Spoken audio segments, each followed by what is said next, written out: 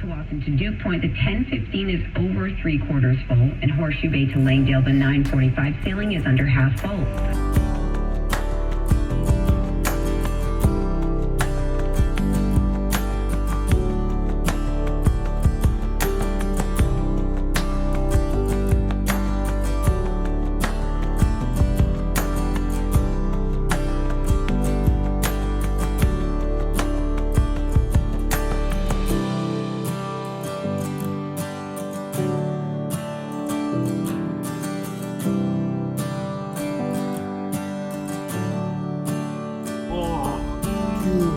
CRUZ. Oh, my legs are so numb. CRUZ. Oh, my legs are just asleep. Hey, CRUZ. If I had to stand up right now, bro, I would fall right down. Hey.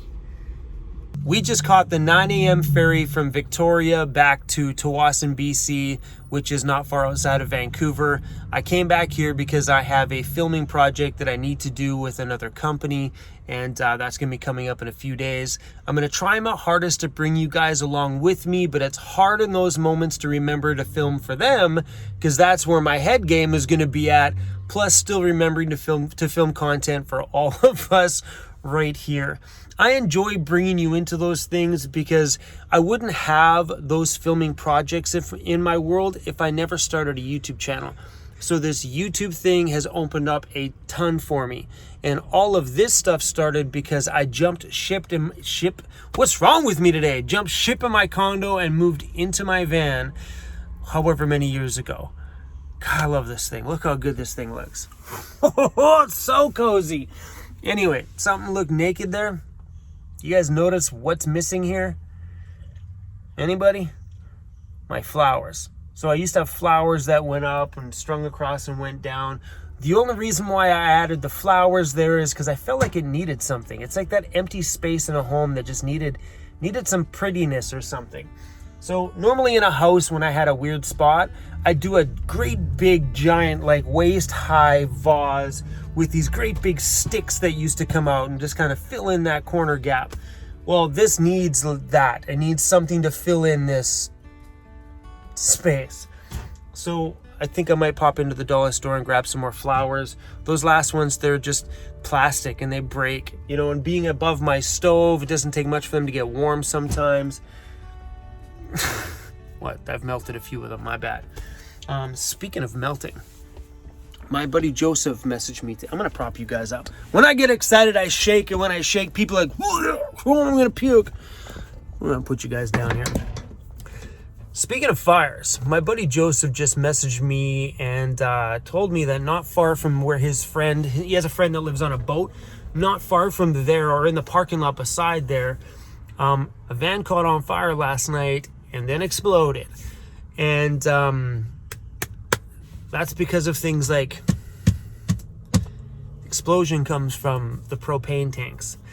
And that's a scary thing.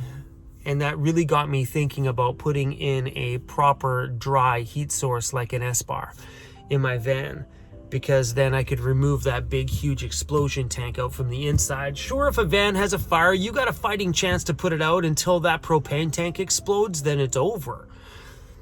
Done. Your van's over at that point. So, you know, to remove things like this, 20-pound propane tanks, will give your home a fighting chance of surviving a little bit of a fire, especially if you're close to it and you can put it out. So Madison and Rainer from Ray Outfitted have been asking me to put a proper heater in my van for a while. And I've been putting it off. But when you hear stories like that, that makes me want to just drop the money and do it.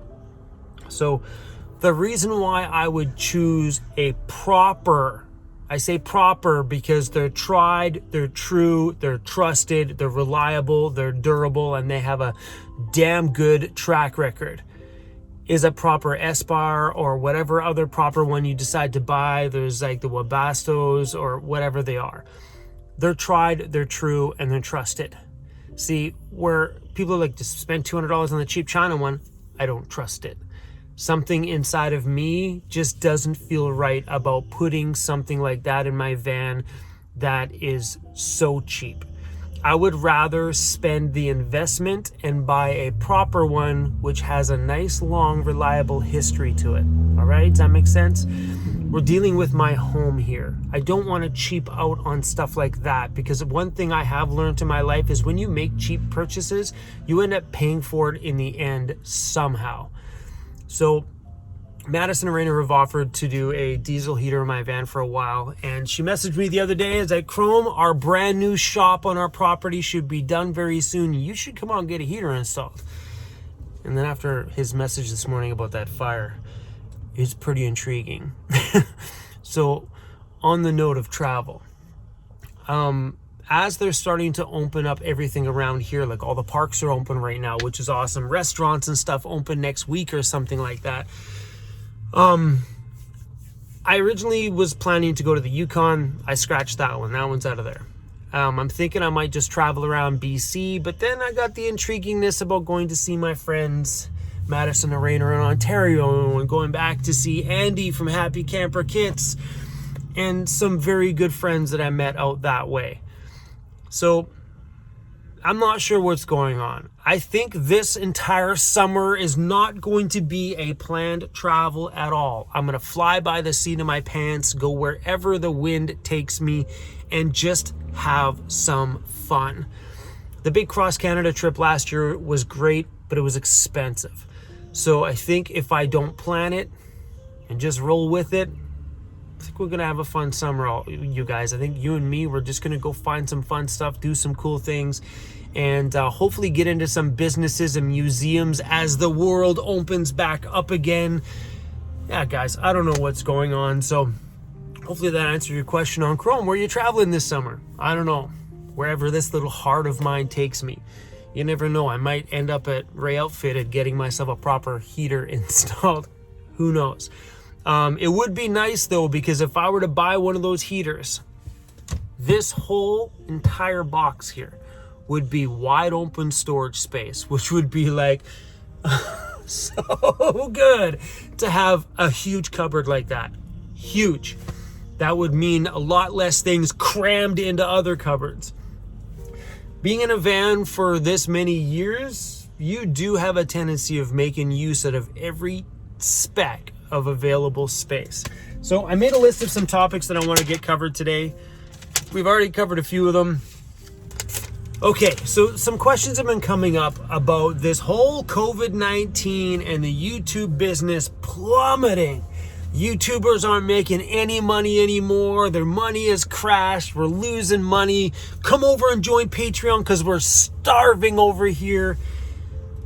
I'm here to deliver you guys the truth because that's what I do. So I don't know what or why other channels are crying money problems, but my channel has been growing a lot. So since this pandemic started, we're gaining probably about 50% more subscribers than we normally do on a month-to-month basis. These last 2 months, we have grown a lot because there's a huge amount of new people on our channel here consuming our content, meaning that our daily views are on the rise as well. So even though the ad revenue has dropped about 15%, so over the last 2 months, the ad revenue is down about 15%. Maybe 20 at the most, but we'll say 15%. But the ad revenue is down, but the views are up 50%. So I think when people look at their analytics, they need to look at the broader picture. Stop looking at that 30-day period and look at it over a 90-day period and see what's really happening. Because if you look at the numbers, like, oh, ad revenue is down 15%. So, but if your views are up 50%, your finances are on the rise no matter how you look at it. So this pandemic has been great for business. So I know a lot of people have said, yeah, we keep hearing, because I don't watch a lot of other YouTube channels, but people say, oh yeah, the YouTube channel is saying that they're starving right now. I don't know what's going on. I have no idea. I think as long as the channel is on the growing rise, if the finances drop a little bit, as long as the growth is there, the money's still going to be there. Plus, channels like mine are always going to do well as long as I can maintain the beautiful family we have on Patreon and the tiny little growing family we have here on YouTube memberships. Those platforms like that are the lifeline to my channel.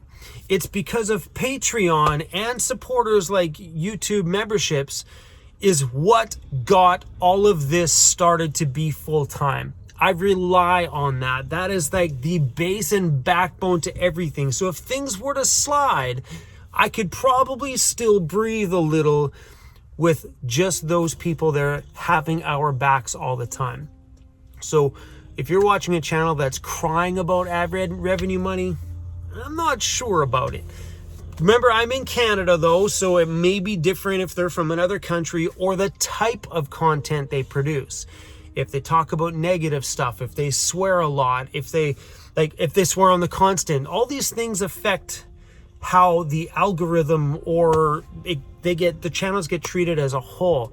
If they're positive, nicely edited and all that stuff, the algorithm they like the production value. It kind of works in the algorithm sometimes. But if you're positive, then it's not going to hurt anything, because if you stay within the advertising guidelines and you're advertiser friendly, you're on the up and up. So yeah, pandemic has been definitely good for business. On that note, thank you to all the brand new people that have just found us. Really appreciate your time, and I love it that you guys are here with us. As this channel gets bigger and the audiences get bigger every day, and the more people that press play, the more exciting it is for me to turn my camera on and be like, what's up, guys? Because my family is just getting so big. I remember when we were just like 500 subscribers and my videos were getting like 50 views. It's just as exciting as it was when I very first started my channel, because how I was raised in my life and all the trials and all the bad stuff that went on in my world that got me here, I learned you can never forget where it started, because where it started is what's going to keep you going through it all. Because I think when you get complacent with the achievements that you've had, it gets stale. You got to remember that you came from here. That's what keeps me motivated every day, is where I was a few years ago before all of this stuff. So good. So taxes. Speaking of business, I just finished doing my taxes for 2019, and I had to pay a chunk of money. I've been saving a percentage of my earnings in a bank account for my taxes for the end of the year. I ended up having to pull $2,000 out of my emergency fund to finish off paying my taxes for 2019. But it's all done, taxes are finished, and we're on to a fresh year this year. Over the last, so that's my second tax season. I'm on my third tax season on YouTube now. So as the years have progressed, I'm learning more and more about tax stuff and how write-offs work and how to properly do video content to maximize, everything when it comes to income and expenses and having everything just work out proper. So last year, if I would have spent a little bit more money on stuff for videos, like buying a swivel seat or installing the S-bar heater, stuff like that involves more video content. If I would have made those investments last year, I may not have had to pay so much in taxes this year. So without going into a great big thing, how this works for someone who's creating YouTube videos. If I were to buy a swivel seat, that would involve overviewing the product, installing the product in a video, doing a review on the product later on in time. It makes for educational content. So it's content. So a purchase like that not only is going to be in videos from here to the end of time, but it also becomes an educational tool for us, so you guys can learn if it's worthy to make a purchase like that. So at the end of the day, those things are 100% business write-off. So when I make purchases like that, it's business. So the more stuff I add to my van like that, the more great videos we get to make about the things that are great to add to this lifestyle, the better it looks at year end. on that note, I am probably going to be making some of those purchases that I've been holding off on for the van. I may not be making them all now, but my next YouTube payout is actually pretty good because this pandemic's been good for business. So I may start making some of those purchases, like a swivel seat, maybe a fridge. What? Did you say fridge? I don't know. It's probably going to come at some point. I'm definitely going to be finishing off my roof rack. If you haven't watched my wish list video, go back and watch it. Just some of the things I've been dreaming about for my van. But I'm probably going to be finishing off my roof rack. I will probably add a ladder on the side. And I'd like to just start cleaning up the inside of my van. Like putting my chair and my shovel up on the roof and not in my front seat because it doesn't belong up there. So there will be some things and stuff coming up on the channel. And on the note about emergency fund. So I've had the chance to put a nice chunk of money in there because of the pandemic. So my last YouTube payout was really great. And this upcoming payout is going to be really good as well too. Plus, there's been a nice large rise in people over on YouTube memberships. Like the family was like 7 people for the longest time. I think there's like 15 on there now, which is awesome. And Patreon is always forever growing. So what I use those 2 platforms for is my filming budgets. That's like because like YouTube ad revenue is not guaranteed.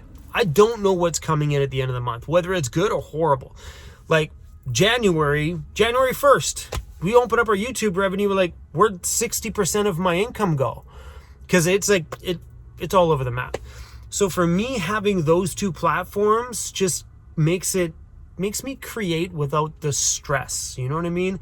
Because I know at the end of the day, between Patreon and YouTube memberships, I got the money for gas, I got the money for insurance, I got the money to keep the channel moving and rolling.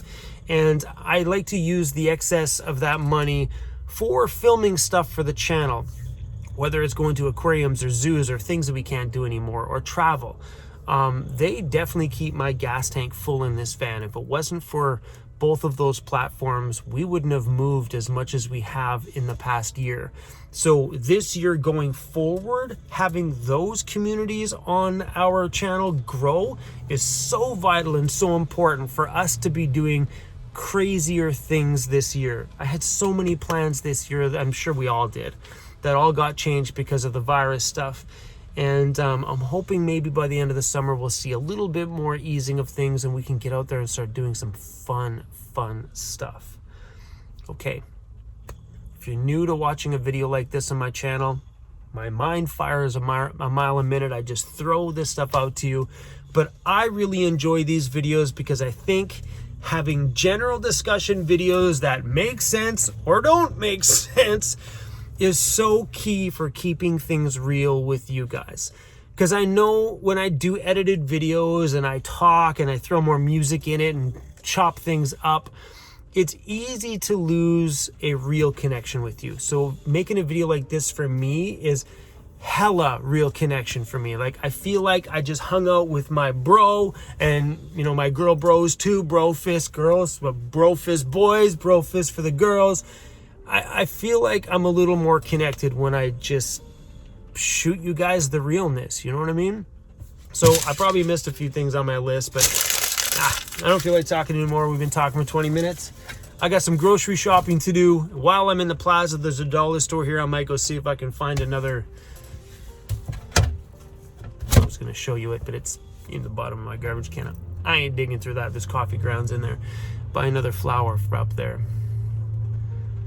So, yeah, before we go, guys, I also want to thank everybody who's ever made suggestions on my channel, because I know some of you guys do a lot of really great research on things and have given me some really great suggestions for additions to my van, how to do things in my van. So I want to thank you guys for that input sometimes. I really appreciate it. And yeah, hit that thumbs up, guys. I'll see you guys on the next one. Mr. CRUZ in the front seat, passed out. He's super tired. Hey, buddy.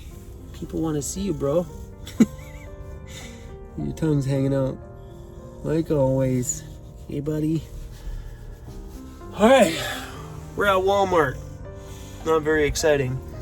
But we pulled in here and I needed a quiet spot just to kind of make this video for you. By the way, if you guys ever get solar, keep your inverter off. That inverter will chew power like freaking mad. Okay,